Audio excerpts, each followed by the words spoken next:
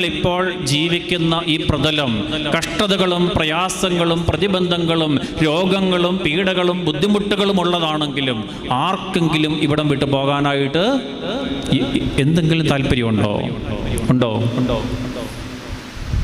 എന്നോട് താല്പര്യം ഉണ്ടവരെന്നൊക്കെ പറയുന്നവർ കുറച്ചുകൂടെ കഴിയുമ്പം എഴുന്നേറ്റ് വീട്ടിൽ ചെന്നിട്ട് വയറ്റത്തൊരു ഇഞ്ചക്ഷൻ എടുക്കും. എന്താണ് കാരണം?